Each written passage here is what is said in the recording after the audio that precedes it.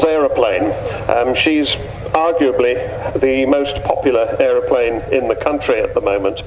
I say she's the people's aeroplane because you, the wonderful British people, have paid for this aeroplane to be brought back to life. She left Royal Air Force service in 1993, and at that time everybody thought that she would never be seen flying again.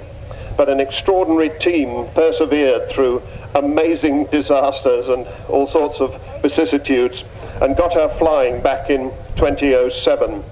And in order to do this, they needed an awful lot of money. And you, wonderful people, have given nearly £8 million to have this aeroplane flying with us again.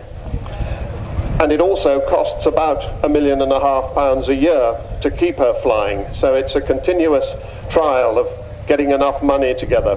There have been lots of near disasters on the way. There have been 3 occasions when the permanent engineering staff were given a month's notice because the money was about to run out.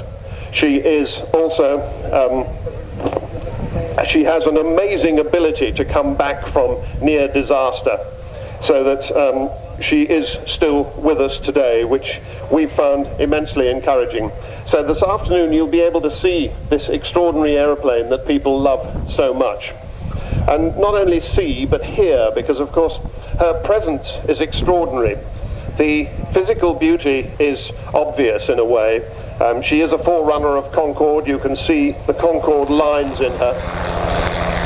The noise she makes seems to hit people at a very deep level. The howl of the Olympus engines, something unique to the Vulcan. But I think it's more than that. It's more than aeronautical expertise, engineering brilliance, and design, extraordinary British design, the best of British. I think she is actually aviation art, aeronautical art form. That's the only way I can explain how much people love this aeroplane. So this afternoon we shall expect to see her in the hands of Martin Withers, DFC, the man who took her on that one occasion, the first occasion when she actually went to war, right at the very end of her flying career. The man who flew this aircraft down to the Falkland Islands and dropped 21 1,000-pound bombs on the Port Stanley runway. Well, 2 of them hit the runway, which was all that was required. He'll be flying her.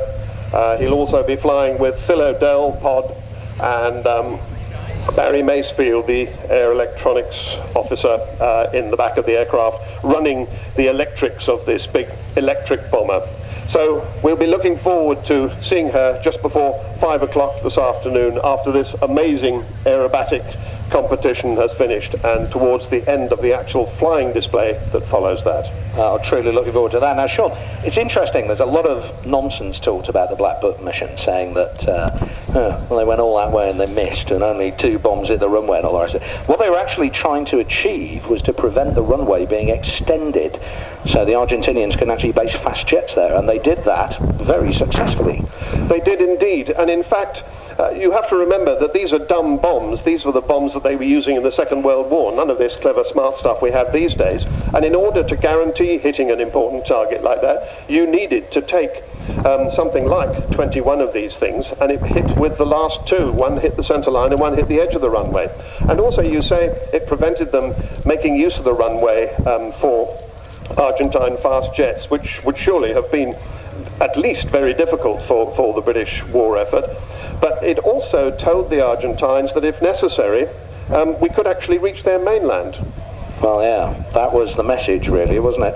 There was a wonderful cartoon, I don't know if you remember this, but it was a wonderful cartoon at the time of a pair of Argentinian troops looking up at the Vulcan, pulling up away from Port Stanley, going, if that's the size of their aircraft, how big is their aircraft carrier? As the Americans used to call it, of course, the aluminum overcast, because the sky goes dark when it flies over.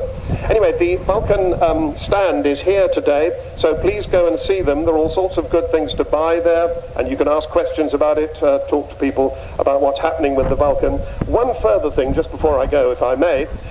If you can't get to the Vulcan stand, and we still continue to need money to keep her going, and you have a mobile phone with you, you can actually text the word Vulcan, V-U-L-C-A-N, to 82055.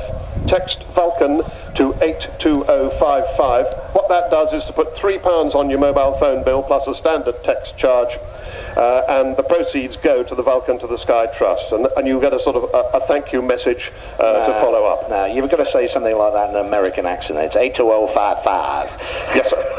Yes, sir. 82055. Text that number now. So, yeah, Tim, thank you very much indeed, Sean. Thanks for joining us, and obviously looking forward to seeing you later in your official guise. One story I will tell you about the Vulcan, ladies and gentlemen, is some of the people behind it are remarkable human beings. The main reason, I feel, the main reason isn't just public support. It's the sheer will to do of the team. I went to Farnborough last year, and no, it wasn't last year, it was the year before. Last year. Oh, it was last year, okay. Last year was their first display season. Dr. Robert Fleming, who's the man behind it. The mighty An-2 gets airborne with a clatter. Somebody once described that engine to me as an asthmatic tractor, and I think that's a wonderful description. But